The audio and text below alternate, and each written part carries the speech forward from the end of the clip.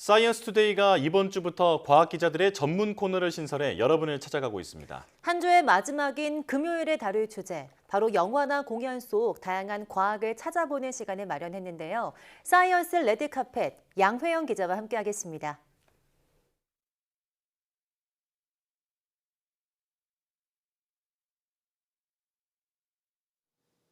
네, 사이언스 레드카펫 양회영입니다. 이 첫 번째 작품은 영화 범죄도시 3입니다. 범죄도시 3는 올해 개봉한 작품 중 첫 1000만 영화를 기록한 작품인데요. 이 범죄도시 3의 키워드와 함께 살펴보겠습니다. 네, 첫 번째 살펴볼 키워드는 시리즈 쌍천만입니다. 이 범죄도시 3는 역대 극장가로는 30번째, 또 한국 영화로는 21번째 1000만 영화를 기록했는데요. 한국 영화에서 한 시리즈의 2편의 영화가 1000만을 연속으로 기록한 것은 신과 함께 이후 2번째입니다. 범죄도시 3가 1000만을 돌파하기까지는 32일, 전편보다는 조금 더 걸렸지만 기생충보다는 빨랐습니다.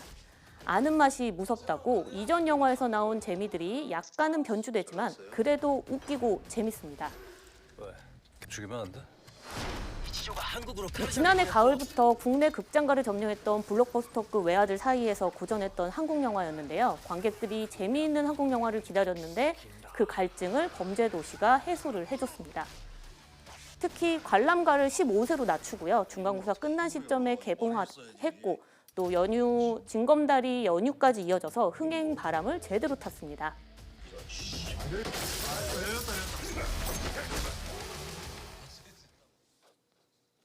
네, 범죄도시 시리즈의 쌍천만 기록은 또 다른 의미도 있습니다. 기존 한국 영화의 1000만 공식은 웃음, 액션, 감동을 뒤섞어서 하나만 걸려라는 식의 이 종합 선물 세트 콘셉트를 갖고 있었는데요.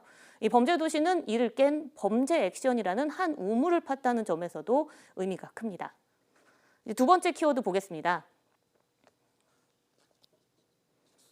네, 두 번째 키워드는 핵주먹입니다. 이 범죄도시의 재미는 바로 마석도의 액션이죠. 이 장면마다 액션에도 나름의 디테일이 있는데 그래도 기억에 남는 건 주먹 한 방입니다. 마석도의 주먹 한 방이면 나쁜 놈은 모두 쓰러집니다. 마치 종이장처럼요. 말이 안 되는 것 같지만 때리는 사람이 마석도, 이 배우 마동석이니까 관객도 수긍할 수 있는 거겠죠. 이 한국 영화 역사상 가장 강한 주먹을 가진 마석도의 펀치 한 방. 잡아야 돼. 특히 이번에는 묵직한 한 방보다는 복싱에서 착안한 액션을 선보였기 때문에 속도감을 크게 높였습니다. 이 마동석의 핵주먹 액션은 관객의 스트레스를 모두 날릴 만큼 강력하고 이 통쾌함이 묘한 중독성을 가져오는데요. 이 중독성 때문에 결국 뻔할 줄 알면서도 관객들이 극장으로 찾아가는 게 아닐까 싶습니다. 네, 마지막 키워드입니다. MCU입니다.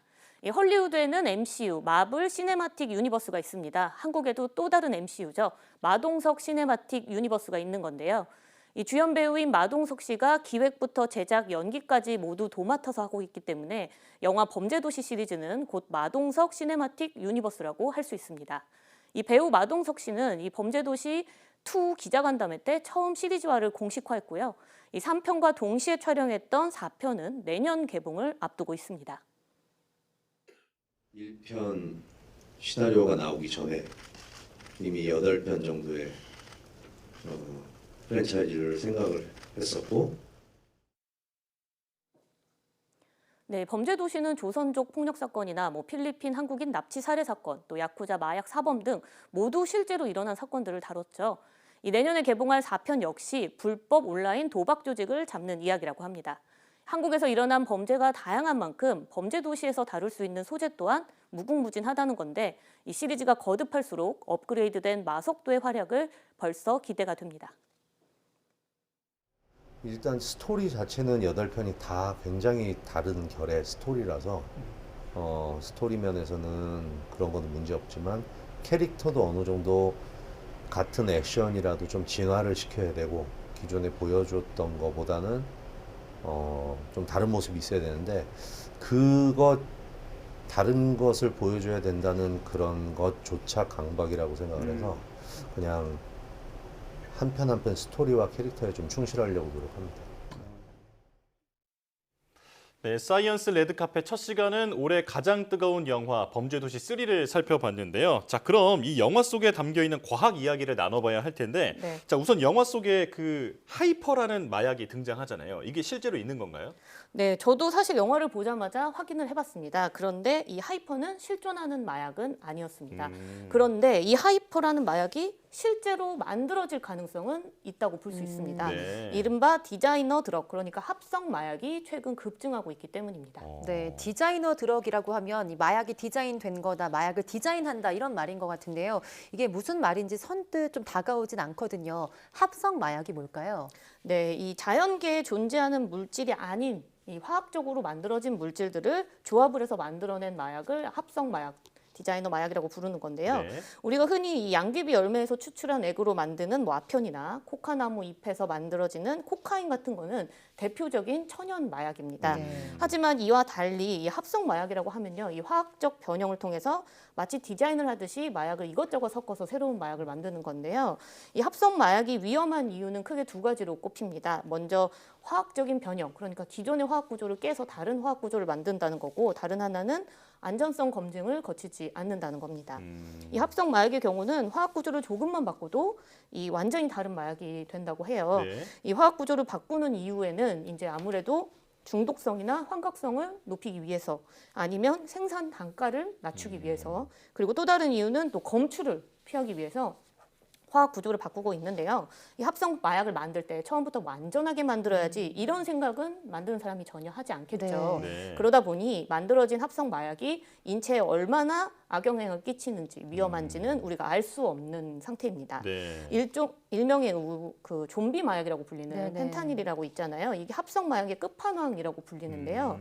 이 헤로인을 100배 정도 농축한 거기 때문에 효능만큼이나 중독성 역시 100배 이상으로 강력합니다. 네. 이 펜타닐에 중독이 되면 금단 증상이 나타나고 또 뭐 구토, 두통, 호흡 억제 같은 부작용도 나타난다고 하는데, 특히나 산소 공급을 줄이게 됩니다. 그러면 이제 뇌로 가는 산소가 줄어들면서 뇌 일부분이 손상이 되는데, 이 때문에 이 펜타닐 중독자들이 마치 좀비가 걸어다니는 것처럼 몸을 이렇게 굽히고 걸어다니는 모습이 자주 보이는 이유이기도 합니다. 네.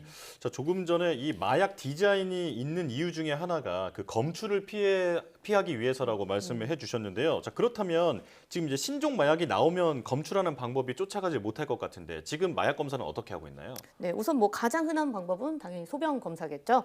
이 경찰은 특히 신속한 마약 수사를 하기 위해서 소변 검사 키트를 이제 현재 사용을 하고 있습니다. 네. 이게 어떻게 생겼냐면 뭐 리트머스지처럼 특정 치약에다가 이제 키트를 넣으면 색깔이 바뀌면서 마약이 있다 없다 이런 걸 알 수 있는 거죠. 이 소변은 상대적으로 짧은 기간 동안 이 마약을 이제 함유하고 있기 때문에 마약 복용 여부가 굉장히 단기간 안에만 알 수가 있어요. 그래서 이 대부분은 지용성인 대마 검출에 많이 활용이 된다고 하는데요. 이게 무슨 뜻이냐면, 대마는 수용성, 그러니까 소변에 잘 녹지 않고 체내 지방에 조금 더 오래 머무른다고 합니다. 그렇기 때문에 소변 검출에 있어서 농도가 조금 더 높게 나와서 이 소변 키트는 할 때는 대마 성분들을 좀 많이 주로 활용을 검출을 하고요. 근데 이 지금 나와 있는 시중에 있는 소변 키트로는 검출할 수 있는 마약 성분이 22가지 정도랍니다. 이 대마류 중에서도 합성 대마, 그러니까 합성 마약, 대마를 이용한 합성 마약도 한 450종 정도 된다고 해요. 그래서 키트로 이 모든 마약을 검출하기는 어려운 실정입니다. 네. 뭐 그렇다고 해서 뭐 신종 마약 또 뭐 합성 마약을 검출하지 못하는 거는 아닙니다.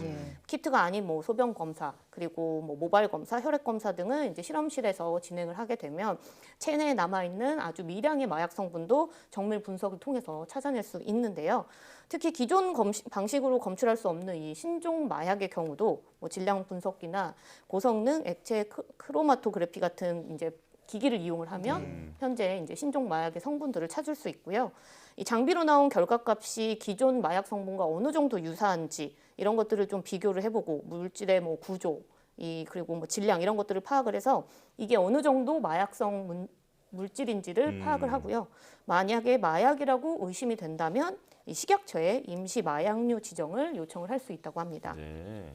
이 식약처에서 2011년부터 임시 마약류 지정 제도를 시행을 했는데, 그동안 251종이 임시 마약류로 지정이 됐고요.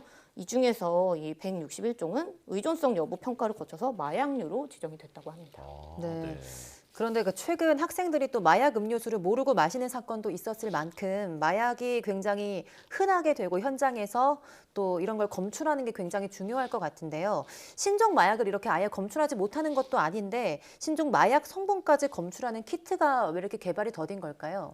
네, 우선 물론 국내 연구진이 개발한 휴대용 마약 키트에 신종 마약 성분이 이제 포함이 돼서 어느 정도 지금 검출할 수 있는 진단 키트가 나왔습니다. 네. 뭐 코카인이나 엑스터시, 필로폰 등 10가지의 마약을 30초 안에 검출하는 방식인데요.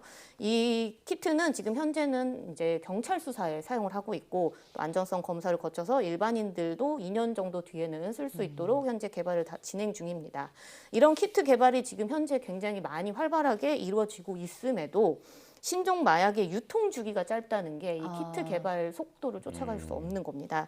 신종 마약이 만들어지는 속도가 너무 빠르지만 이 마약 성분을 분석하고 또 임시 마약류로 지정하고 또 여기에 검출 키트를 업그레이드하고 이 과정들이 사실은 굉장히 오래 걸리는 거죠. 우스갯소리로 신종 마약 A를 검출하는 키트를 만약에 개발을 하면 그 시기에 유행하는 이제 현장에서 유행하는 마약은 뭐 B나 C 이런 것들이 유통되고 있다. 전혀 다른 것들이 유통되고 있다. 이런 이야기가 나온다고 합니다. 이런 상황에서 이 무작정 신종 마약이 적용된 새 키트를 계속 업그레이드해서 개발할 수는 없는 상황입니다. 이 신종 마약이 뭐 빠르게 늘고 있는 만큼 이에 맞는 과학 기술도 발전을 하고 있으니까 이 기술들이 현장에 적용하기 위해서 뭐 현장 연구 인력이 늘어난다든지 인프라가 좀 더 갖춰줘야 한다든지 뭐 연구비가 늘어나야 된다든지 이런 이제 그 부수적인 것들이 조금 더 발전을 해야 하고요. 또 신종 마약에 대한 법적 규제를 강화하고 또 약물 중독에 대한 연구 그리고 또 치료에 대한 어떤 확산 이런 것들도 함께 늘러가야 할 것으로 보입니다. 네. 자, 영화 속에 숨어 있는 과학 지식을 알아보는 사이언스 레드카펫. 오늘은 첫 시간으로 범죄도시 3에 숨어 있는 이 마약에 대한 과학 원리를 알아봤는데요. 아주 재미있고 유익한 시간이었습니다. 앞으로도 기대하겠습니다. 자, 양회영 기자와 함께했습니다. 고맙습니다.